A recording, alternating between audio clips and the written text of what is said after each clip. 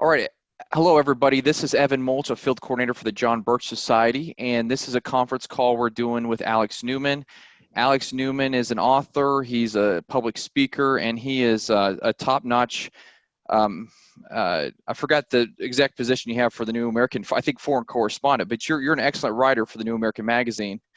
And we're going to talk about this because a few weeks ago I was alerted that the Council on Foreign Relations is now contacting state representatives in my state and asking them to be on conference calls, which, triggers a red flag in my head because the Council on Foreign Relations is a Marxist organization. It was designed to be a Marxist organization, and they have a goal for one world government. But not in my studies have I ever heard of them targeting state levels or state governments the way they are now. And so Alex wrote an article that's very timely, and I'm going to show this for those watching this on video.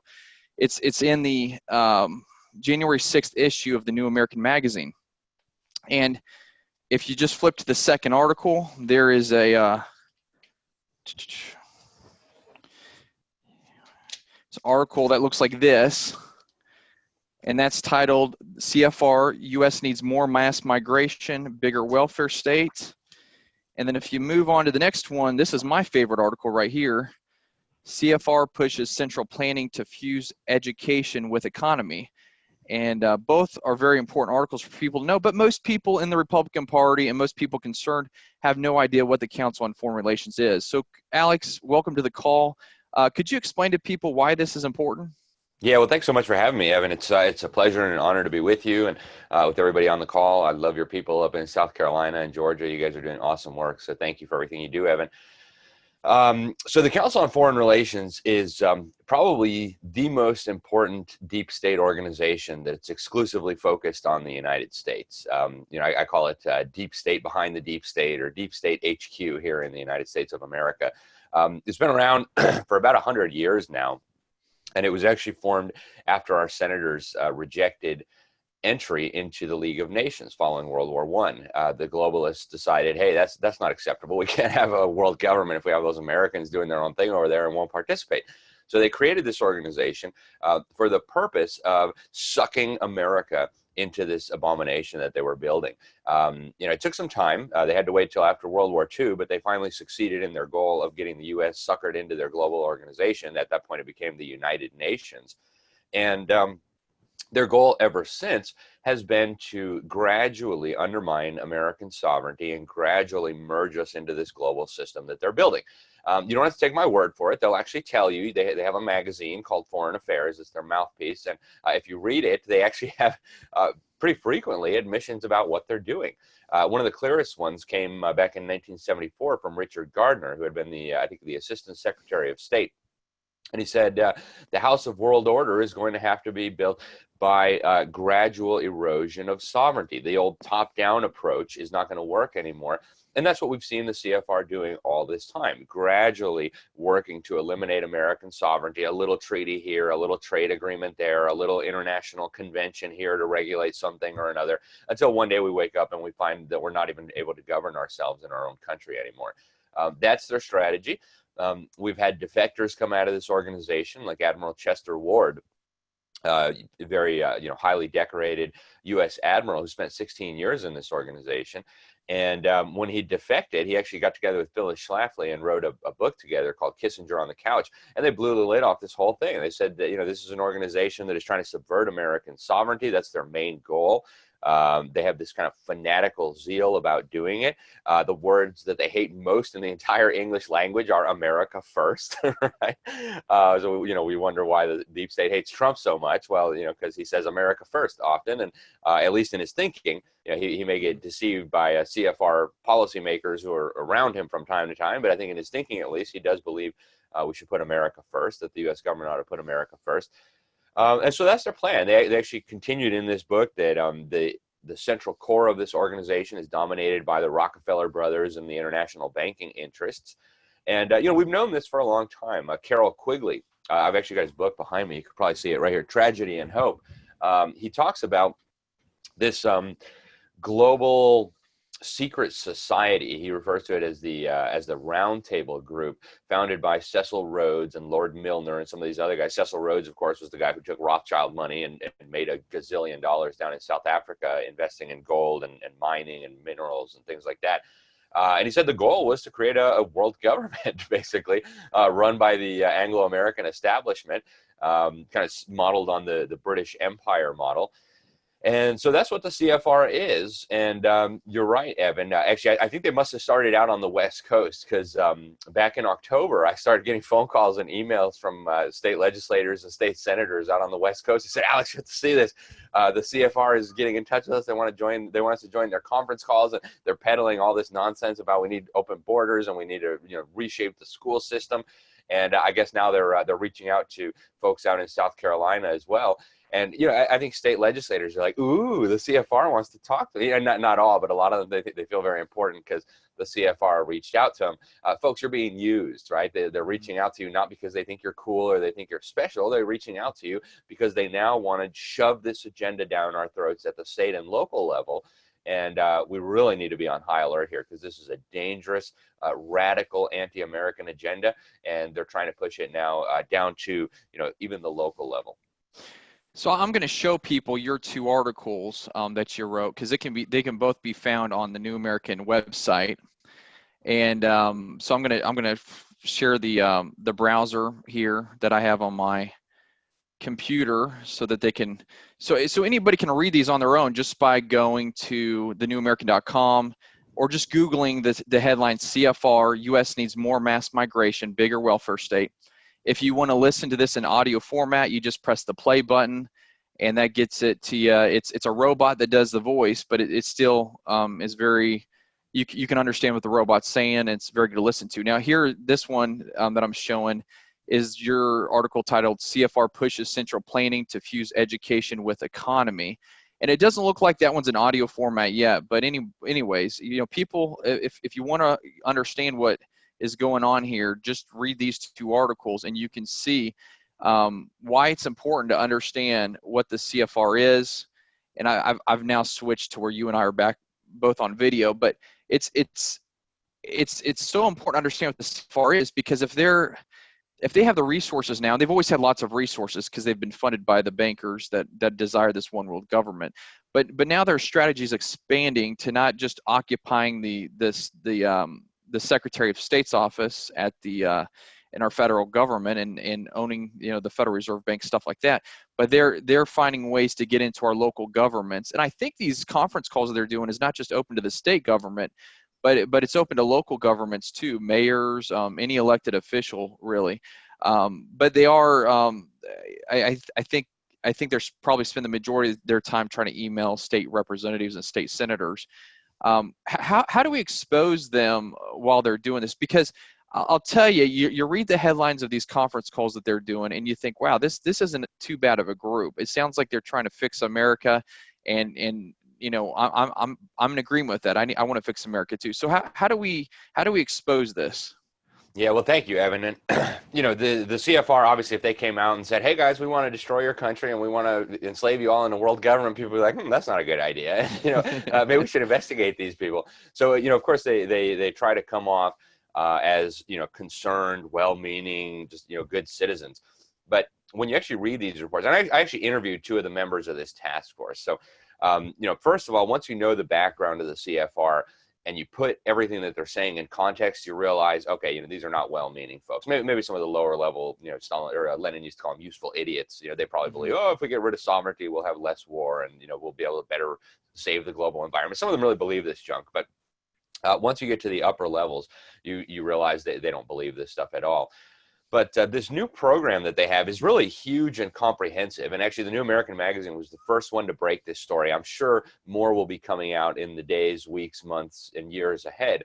But they've got this new report that they created. It's called The Work Ahead.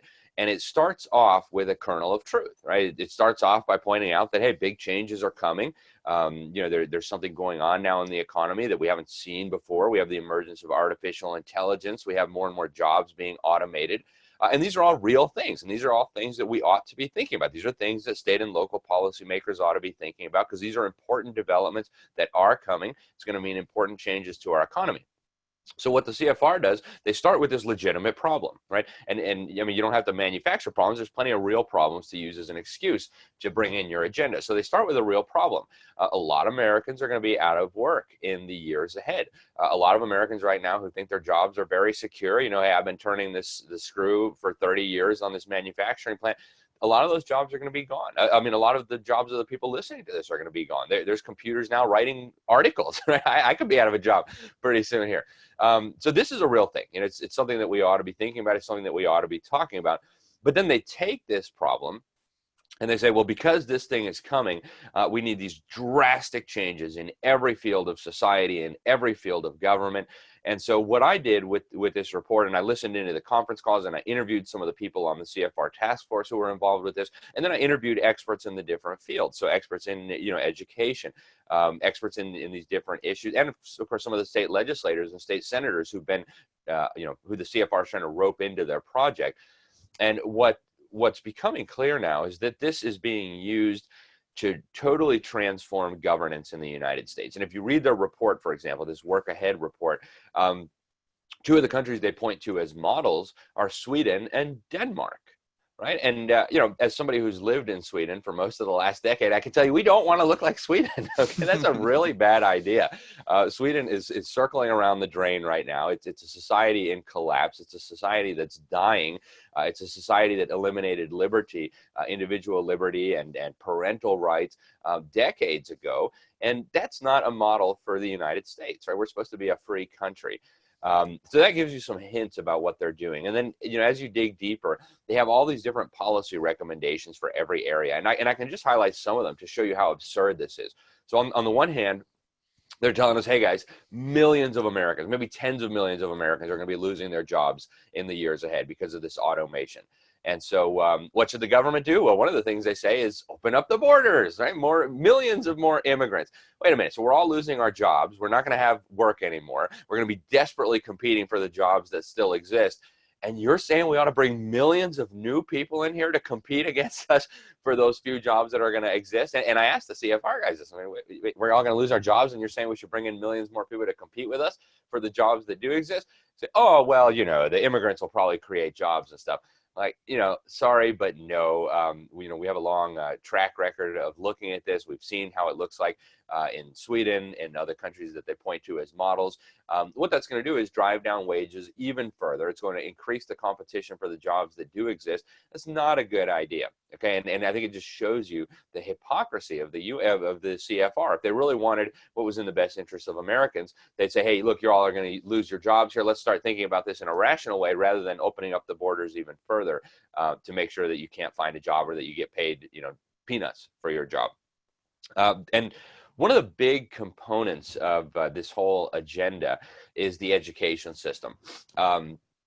And they don't come out and say it directly, but when you read it and when you talk to them, it's very clear. They're talking about changing away from the last vestiges that we have of kind of a liberal arts education, where the students are expected to learn a little bit about everything. They should know some civics, they should know some history, they should know some science, and, you know, so they could be well-rounded, good citizens. And of course, you and I know, Evan, that that's not really happening anymore in the public school system. It's more of a rigorous indoctrination program and a dumbing down program.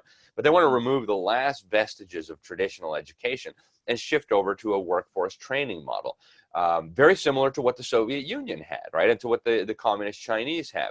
It's not designed to educate, it's designed to create useful serfs, right? So you can be a useful serf learning how to weld. You can be a useful serf learning plumbing. And, you know, those things are important. Nobody's gonna say we don't need welders and plumbers. Of course we need those things.